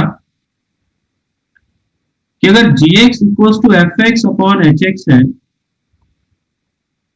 और हम लोग लिमिट्स जो निकाल रहे हैं वो जीरो पे निकाल रहे हैं,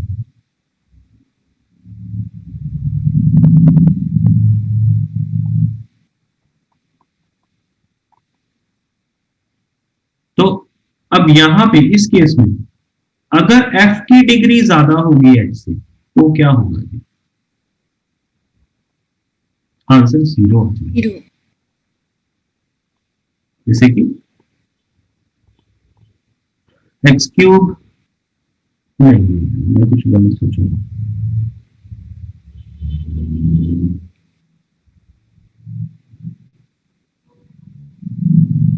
डिग्री में सबसे छोटी power,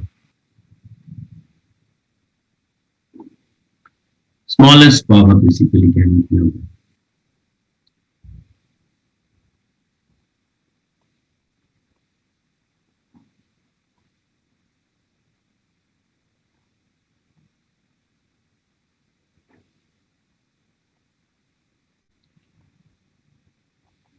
smallest power of x in f, अगर ज्यादा होगा smallest power of x in h तो आंसर क्या आएगा? जीरो आएगा। जैसे हम लोग वो इनफाइनाइट वाले क्वेश्चन करते हैं, मान लीजिए x की पावर 1 है, न्यूमरेटर में इधर 2 है 3 है, आगे कुछ कुछ कोफिशिएंट्स में इधर कोफिशिएंट आगे बढ़ के इनफाइनाइट तक सीरीज है, और इधर में 1 से कांस्टेंट भी एक टर्म है जी, और मान लीजिए कुछ ऐसे टर्म्स लिखे, तो इसमें लिमिट क्या होगी? इसमें लिमिट क्या होगी? जीरो आएगी? मतलब इसमें मतलब मैं आपको बस इसमें कोई रट्टाफिकेशन की जरूरत नहीं है, जस्ट ये है कि जब आप इनफाइनाइट पे देखते हो लिमिट, जब आप इनफाइनाइट की सॉल्व करते हो तो आप डिग्री देखते हो न्यूमरेटर की और डिनोमिनेटर की, दैट मींस हाईएस्ट पावर देखते हो x की। जब आप जीरो पे लिमिट्स कैलकुलेट करते हो तो आप मिनिमम पावर देखते हो न्यूमरेटर डिनोमिनेटर।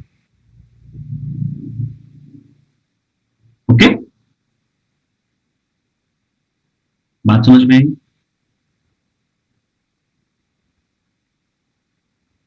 मैं यहाँ पे शॉर्ट में लिख देता हूं कि भाई इनफाइनाइट पे हाईएस्ट पावर्स चेक करी जाती है और जीरो पे लोएस्ट पावर चेक करी जाती है।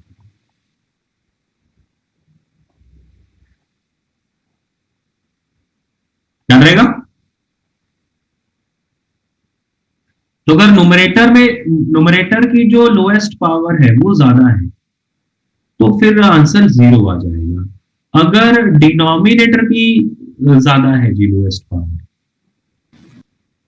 यहीं पे अगर उल्टा वाला आंसर उल्टा वाला साइन लग गया, मान लो कि भाई इसमें अब ये वाले दो टर्म है ही नहीं, तो ऑब्वियसली बात है डिनोमिनेटर की जो स्मॉलेस्ट पावर है एक्स की वो 3 से चालू होगी, इसकी जो स्मॉलेस्ट पावर है एक्स की वो 1 से चालू होगी। उस केस में फिर अब ये लिमिट क्या हो जाएगी? इनफाइनाइट या डज नॉट एग्जिस्ट, ठीक है ना?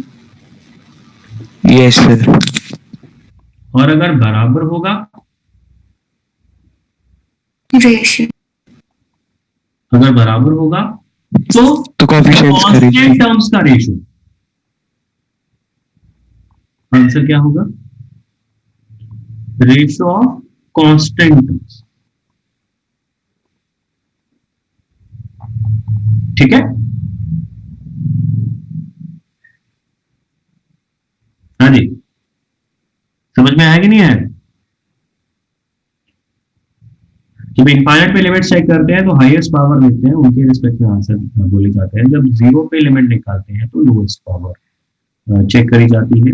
अगर न्यूमरेटर की लोएस्ट पावर ज्यादा है तो आंसर 0 होगा, डिनोमिनेटर की लोएस्ट पावर ज्यादा है तो आंसर डज नॉट एग्जिस्ट होगा या इनफाइनाइट बोल दो। और अगर दोनों बराबर हैं तो फिर उनके कांस्टेंट टर्म का रेशियो आंसर, ठीक है? ओके बेटा, आगे चलते हैं। Next, trigonometric limits. Trigonometric limits के कुछ स्टैंडर्ड रिजल्ट्स हैं, वो आपने याद रखने ही हैं। और ट्रिग्नोमेट्रिक लिमिट्स में आपके इनवर्स के फॉर्मूले भी काम में आ जाते हैं।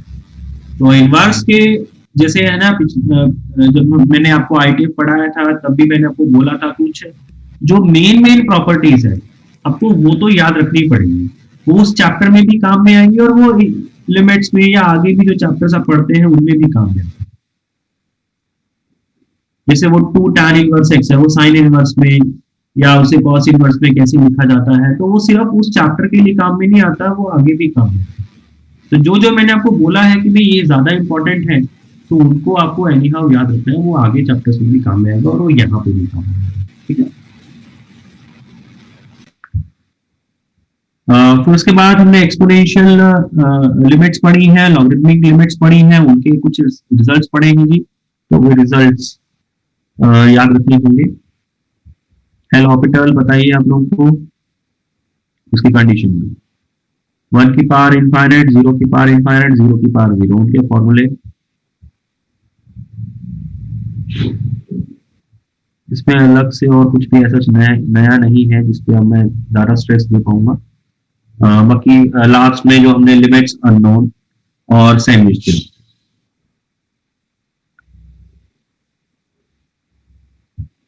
तो लिमिट्स वाले टॉपिक में तो बेटा इतना ही है मेन। जो कंटिन्यूटी डिफरेंशिएबिलिटी है उसको हम लोग है ना आगे देख लेते हैं। पहले ये बताइए कि लिमिट्स वाले टॉपिक में किसी को कोई डाउट हो कोई किसी पॉइंट पे तो हम लोग उसको डिस्कस कर लेते हैं। मेरी तरफ से तो ये है कि जो भी फॉर्मूले मैंने आपको पढ़ाए हैं वो सारे के सारे आपको याद रखने पड़ेंगे, तो कुछ मेन चीजें मैंने आपको हाईलाइट यहाँ पे कर दी।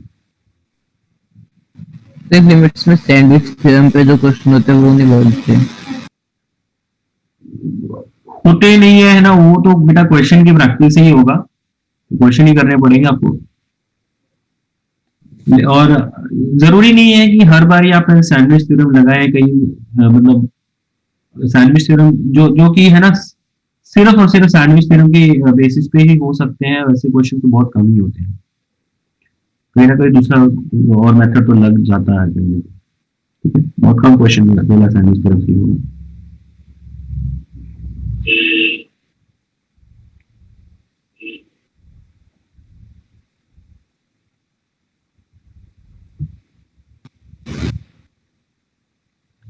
सैंडविच थ्योरम बताना है। सैंडविच थ्योरम में बेटा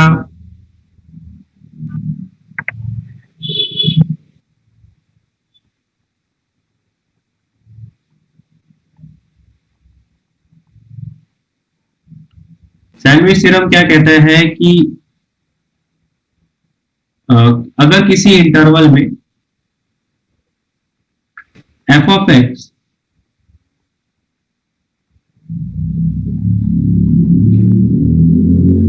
हमेशा gx से छोटा है, gx हमेशा hx से छोटा है, ठीक?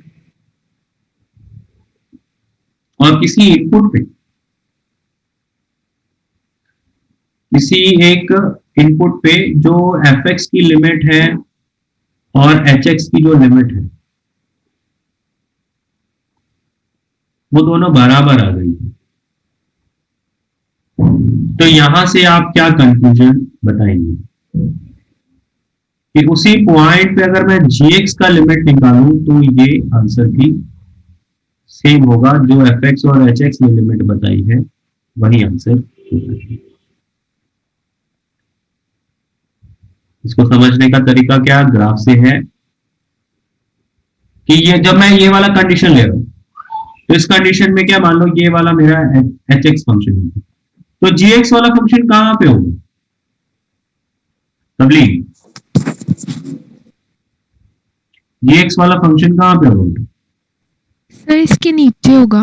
gx का फंक्शन इसके नीचे होगा। मान लीजिए ऐसा कुछ फंक्शन है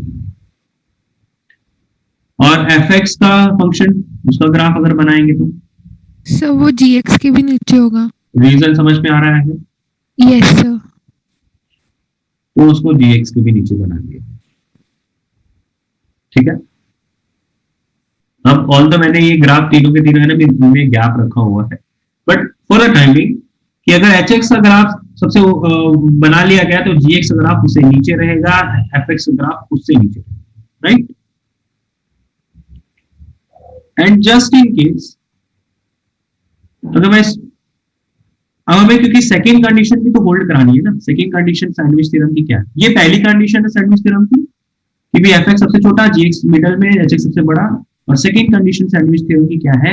ये एक सर्टेन इनपुट पे दोनों की जो लिमिट्स है वो बराबर आ जाए। मान लीजिए मैंने इस ग्राफ को थोड़ा सा ऊपर ऐसे शिफ्ट कर दिया, ऐसा बना दिया, ये मैंने fx का ग्राफ बना दिया।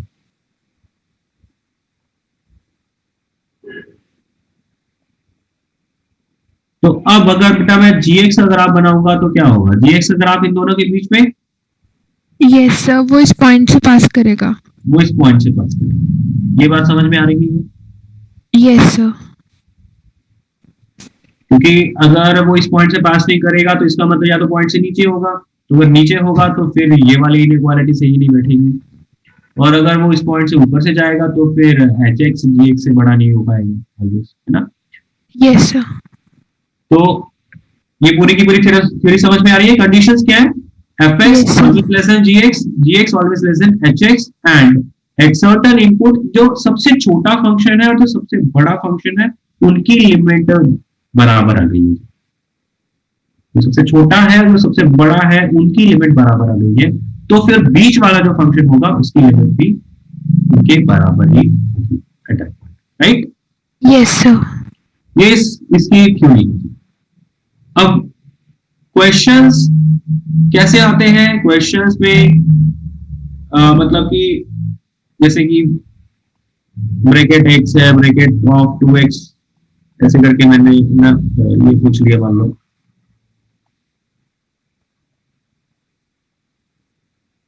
लो मैं ये क्वेश्चन पूछ रहा हूं, तो क्वेश्चन में तो बेटा आपको एक फंक्शन ही दिया गया होगा।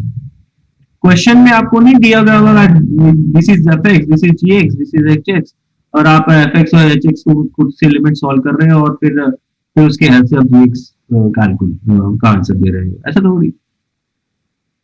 क्वेश्चन में तो आपको एक फंक्शन दिया होगा, आपको सीधा सीधा उसकी लिमिट पूछनी होगी। अब अगर वो क्वेश्चन सैंडविच थ्योरम के ऊपर बेस्ड है, जैसे ये जो मैं एग्जांपल ले रहा हूं ये एक सैंडविच थ्योरम के ऊपर बेस्ड है, तो इसमें आपने क्या करना होगा? आपने खुद से एक ऐसा फंक्शन सोचना होगा जो कि गिवन फंक्शन से हमेशा बड़ा रहेगा, और एक ऐसा फंक्शन सोचना होगा जो कि हमेशा उससे छोटा रहेगा। तो आप क्या करेंगे, जो खुद से आपने जो दोनों फंक्शन सोच लिए हैं उनकी आप लिमिट्स कैलकुलेट करेंगे, और अगर वो लिमिट्स बराबर आ जाती हैं तो आप क्या बोलेंगे कि जो जो मिडल फंक्शन, जिस फंक्शन की लिमिट आपको कैलकुलेट करने को बोली गई थी उसका आंसर भी वही होगा जो आपने उससे एक बड़ा फंक्शन, उससे एक छोटा फंक्शन का लिमिट आपने कैलकुलेट करके बराबर कर लिया। Okay, yes sir. तो जैसे ये वाला क्वेश्चन है सैंडविच थ्योरम के ऊपर, तो इसको करने का तरीका क्या है, बाकी लोग भी ट्राई करिए कि क्या होगा इसमें। इसमें आप कैसे करेंगे, एक फंक्शन इससे बड़ा बनाना है, एक फंक्शन इससे छोटा बनाना है।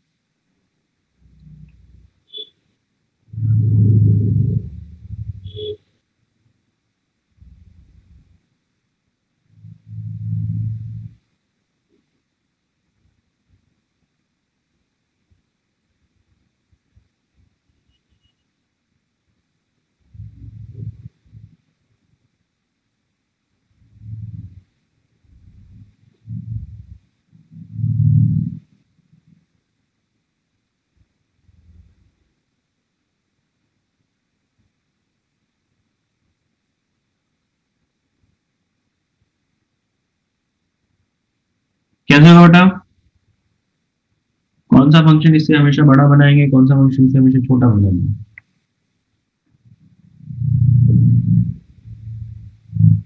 सर इंटीजर पावर को ब्रेक कर लेंगे, फ्रैक्शनल पार्ट और दूसरे में। इंटीजर को फ्रैक्शनल में ब्रेक कर लेंगे। ओके, फिर उसके बाद सर फ्रैक्शनल पार्ट की मिनिमम और मैक्सिमम वैल्यू हमें पता ही होती है। ओके ओके, बिल्कुल ठीक है जी। अगर आप ब्रैकेट को फ्रैक्शन में ब्रेक करके फ्रैक्शन की लिमिट्स लगाना चाहते हो तो वो भी कर सकते हो, अदरवाइज अगर फ्रैक्शन में नहीं भी तोड़ना तो भी आप कर तो सकते ही उसको, वो भी सॉल्व हो जाएगा।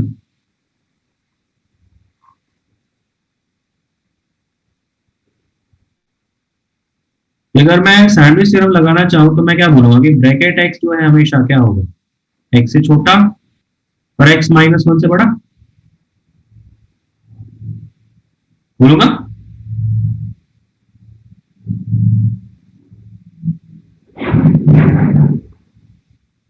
क्या ये बात क्लियर है? Yes sir, yes sir. Bracket of 2x, 2x से छोटा, 2x माइनस 1 से बड़ा रहेगा। सिमिलरली 3x के लिए भी ऐसा ही बोलेंगे। अब सबके लिए ऐसा लिख देंगे, फिर सबको ऐड कर देंगे। जब सबको ऐड करेंगे तो सबसे छोटा वाला फंक्शन क्या बनेगा, x plus 2x plus 3x, और सबके 1 1 एक साथ क्लब कर देंगे, तो x plus 2x plus 3x, ऐसे करके सबके 1 1 ऐड करें तो वो माइनस 1 होगा। तो बेसिकली आपने जो सबसे छोटा वाला फंक्शन होगा उसकी लिमिट बन रही होगी कि भी x plus 2x plus 3x till nx upon n square, उसकी लिमिट बन जाएगी। ये मिडल वाला फंक्शन, और सबसे बड़े वाला फंक्शन कौन सा बन जाएगा बेटा, x plus 3x till nx, सीधा सीधा इसकी लिमिट। दोनों की लिमिट आप निकालेंगे, आंसर बराबर आ जाएगा, तो आप क्या बोलेंगे, जो मिडल वाला फंक्शन है उसकी लिमिट इसके बराबर है। ओके,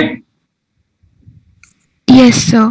और इसी क्वेश्चन को अगर आप बिना सैंडविच थ्योरम की सॉल्व करना चाहते थे तो बिना सैंडविच के भी आप कर सकते हो। तो बिना सैंडविच थ्योरम के कैसे कर सकते हो जी, मतलब वो भी कुछ हद तक सैंडविच जैसा ही रिलेशन बन रहा है, बट मतलब प्रॉपरली लिखने की जरूरत नहीं पड़ रही है उसको। जैसा श्रेय ने बोला कि ब्रैकेट x को आप क्या करो, फ्रैक्शनल में तोड़ लो और सबके फ्रैक्शनल पार्ट्स अलग कर दो,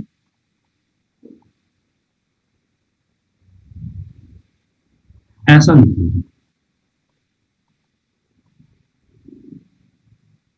क्या लिख सकते हैं ऐसा,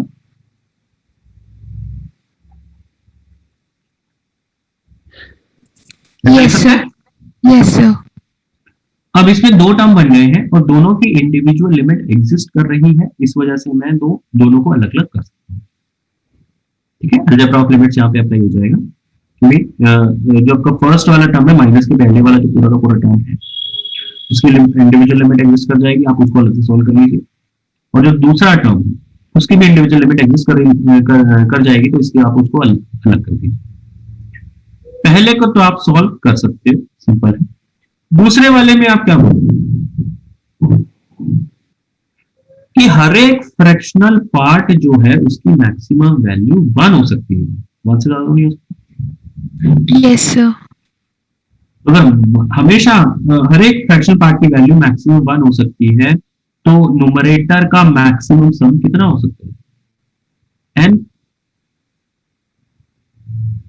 यस सर। तो n upon n square is 1/n, 1/n। और 1/n तो यहाँ पे टेंडिंग टू 0 रहेगा क्योंकि n tending to infinity. Yes sir. आप इस क्वेश्चन को बिना सैंडविच थ्योरम के भी कर सकते हो। तो कई क्वेश्चन ऐसे होते हैं और मतलब ज्यादातर क्वेश्चन ऐसे मिल ही जाएंगे कि जो शायद बिना सैंडविच थ्योरम लगाए भी हो जाए। ठीक है, तो चलिए बाकी की जो बातें हैं वो एलसीडी के ऊपर कल की क्लास में करेंगे और कुछ क्वेश्चंस करेंगे। ओके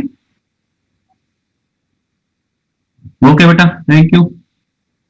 सर क्या करके आना है? आप लोगों ने एलसीडी की पूरी थ्योरी पढ़नी है और साथ में जो पीडीएफ है उसका आर्काइव वाला सेगमेंट, वही सेक्शन बी। ठीक है, लिमिट्स का भी कंटिन्यू डिफरेंशिएबिलिटी का, अगर उसी एक ही चैप्टर के अंदर डाले हुए हैं तो फिर पूरा चैप्टर, अगर लिमिट्स